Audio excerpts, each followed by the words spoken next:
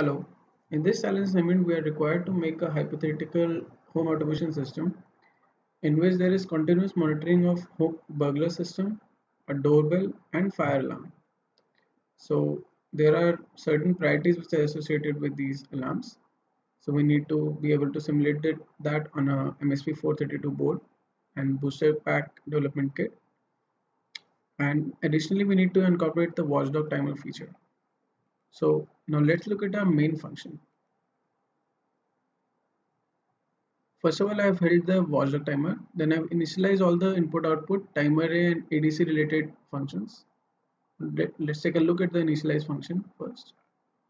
I've initialized port 2.6, port 2.4 as output for red and green LED, and I've set port 3.5 and 5.1 as input switches. And I've given the timer array PWM input to the buzzer. I've set the ADC functionality for mic. Then I have initialized the uh, light sensor for I2C communication. I've initialized all the unused ports for power optimization. Let's go further. I've set the M clock at a frequency of 3 megahertz. I've enabled the SysTick and I've configured it at 1.5 megahertz. It generates 15 lakh interrupts. After 15 lakh cycles, it will generate an interrupt. So that corresponds to 1 second. So let's go further. Inside the while loop, I'm calling the fire alarm and burglar alarm function. Now let's look at our fire alarm function. It's inside a separate fire alarm.c file. So I'm getting the value of luminous intensity from the surroundings by using OPD3001 function. This I'm comparing with this threshold. So if the condition is true, then I'm bringing a fire alarm. We need to activate or deactivate the burglar alarm. For that, whenever the switch is pressed, this ISR handler will be called and the burglar activate flag will be set to 1 or 0 accordingly. And inside the burglar alarm function, we check whether the flag has been active or not. If the burglar alarm has been activated and the fire is not set, and if the ATC result from the mic exceeds a certain threshold, then the alarm is sounded. Burglar alarm is on. After checking the inputs from the light sensor and the mic, I check whether the doorbell is pressed. So it's inside a while loop, so it is being checked continuously. If the button is pressed, then there's a delay, 0.5 second delay, which I've given with the help of a timer 32 module. This is to take care for the debouncing effect. If the bell is pressed and fire is not set and burglar is not set, then the doorbell sound function is called. Let's look at a doorbell sound function. The doorbell sound function is inside the alarm sound.c file. It basically checks if the fire is not set and burglar sound is not set, then it will generate the buzzer will generate a sound which sounds like a doorbell. Now I'll demonstrate my code. I'll debug my code.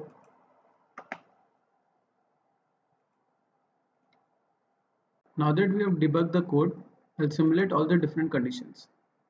First of all, for generating different sounds, I have used TS0, CCR40, put a breakpoint and TS0, CCR4 condition where registers that whether using different combinations of these two registers, you can generate different sounds. I'll press the switch, the control will shift to this breakpoint. Listen. Now I'll press a breakpoint inside the doorbell sound function. So when I play resume, it will call doorbell sound function and the buzzer will finish sounding the doorbell. I'll resume the code. So we can observe that the buzzer produced a doorbell like sound. So remove the breakpoint from here. Enable the burglar alarm module. I place a breakpoint inside the port 3 ISR. Whenever I'll press the port 3 switch, the control will shift at this point. Now I'll press the switch, the control will shift at this point, the red LED will glow and the burglar alarm system will become active. So as you can see, the control is shifted here. The red LED is glowing. The red LED has turned on. and the burglar alarm module is now active. So now I'll resume the code and produce a high intensity sound that will sound a burglar alarm. So as you can see, the burglar alarm has been activated. Once again, I'll press the switch and the control will shift here and the burglar alarm will become deactivated and the alarm will stop. So as you can see, and the green LED will turn on. As you can see that the green LED has turned on.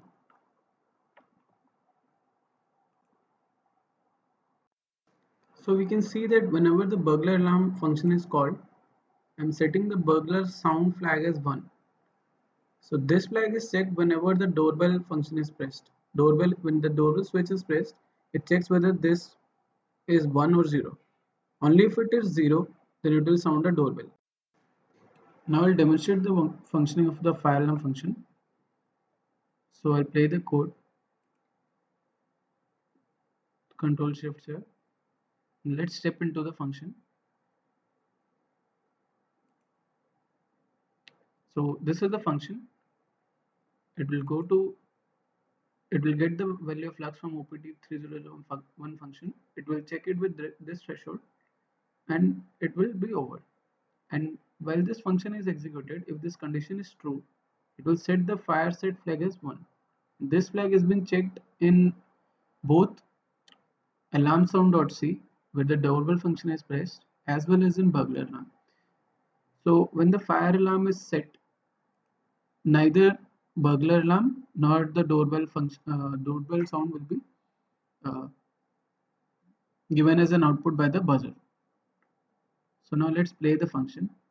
I'll place a breakpoint inside the fire alarm function when the condition is true. So now I'll give a high intensity light as an input to the light sensor. This I have done right now. The control will shift inside the fire alarm function. The fire set will be set as 1, and now when I resume the code, the fire alarm will sound will come out of the buzzer.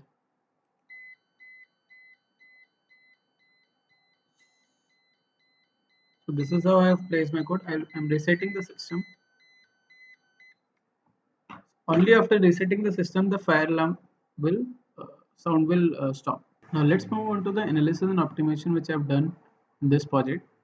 Divided into two parts: ID related analysis optimization and implementation, that is user implementation related analysis and optimization. Now we'll look at one of the ID related analysis. We'll go to view, memory allocation. The memory allocation feature shows the amount of data that is contained in the main memory and the data consumed in the SRAM. It also shows the data in info memory and SRAM code. So using this function, we can see how much data is present in which memory section. I'll discuss one ID related optimization feature. Go to view, optimizer assistant, click on play. You can select two build options: speed versus size or optimization level versus code size. So I'm selecting speed versus size trade-off here. Start. It will take some time to run. So after the analysis is complete, we can get a clear picture as to what optimization level we should select. So at optimization level 5, the speed will be very high, but the code size will be also higher. So the optimizer assistant is suggesting that we should select this. So we will select this option. We'll go to the project properties. Then we'll select the optimization level as 5. We'll select the speed versus size trade-off as 5, as given by the optimizer assistant. Similarly, we can also do for optimization level versus optimization level also. We'll start. Will again take some time. So the ID has generated the code size variation with optimization level. So based on these values, we can select the optimization level that meets the requirement. Since we need to sound the doorbell only for 2 seconds, I've used the breakpoint and count cycle function to get the exact number of cycles it takes to execute the whole function, doorbell sound function. So I've placed a breakpoint at the start and at the end of the function, and I've configured it to count the number of cycles between these breakpoints. So I've resumed the code and I'll press the switch. The control will shift here, and I'll press resume again. The control will shift to the next breakpoint, and the count cycle will give the number of clock cycle it takes to execute the whole function from the start to the end. So it is around 60 lakh. For 3 megahertz, I've set the processor frequency M clock at 3 megahertz. So 60 lakh cycles will take approximately 2 seconds to execute. So in this way, the doorbell will sound only for 2 seconds. Now I'll explain some of the optimizations which I've done in this project. First, generate the advice. Go to view advice. So there are some advices related to port uninitialized ports. So after seeing this advice, I'll initialize all the ports and generate the advice once again. So I've initialized the ports, unused ports. Now I'll build the project. I'll generate the advice once again.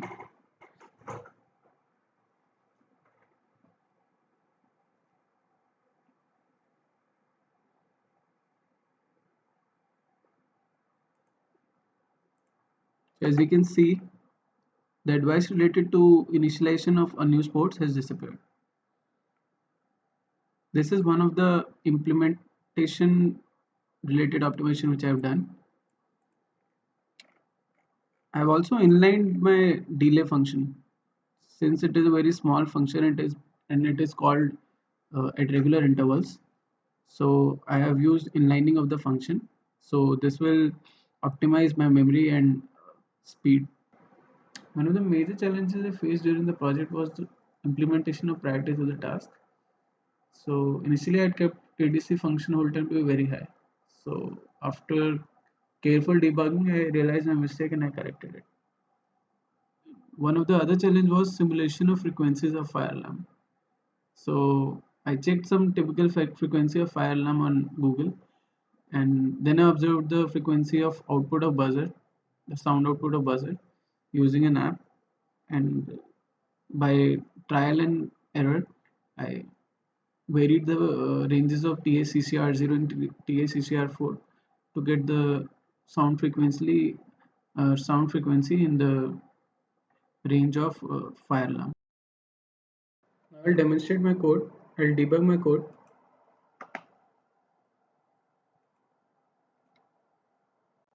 The debugging has now been completed, and now I'll play the code. The code has been successfully bound to the hardware. I'll briefly explain the components of the hardware. So this is the MSP432 development board. This is the BoosterPack development kit. This is the RGB LED that I am using. This is the buzzer.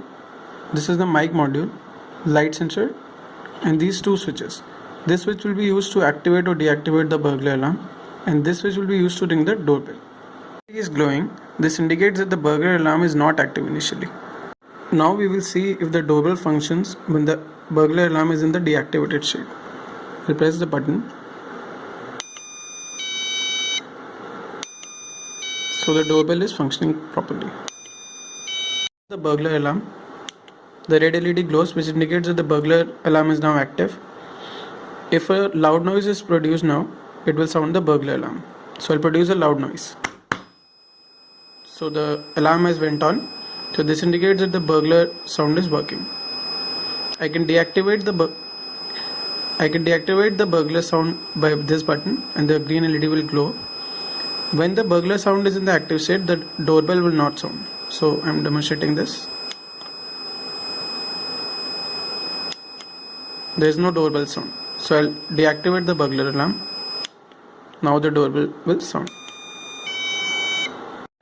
There can be two corner cases when the fire alarm can be set on. One, the burglar sound is not activated, and the second, the burglar sound is activated. So at this point the burglar alarm is not activated. I'll put the light on the light sensor, and the fire alarm must go on. So the fire alarm has been set. Any disturbance, any doorbell will not function. This will not function until the system is reset. I'll reset the system. Till this system is reset, the fire alarm will not stop. In case when the burglar alarm is active and in the middle of the burglar alarm, the fire has taken place. So I'll activate the burglar alarm. I'll turn on the burglar alarm now. The burglar alarm is now active, and in the middle of it, the fire can take place. So since the priority of fire alarm is higher than the burglar sound, the fire alarm has went on. So I'll reset the system. So this completes my demonstration of the challenge SIM into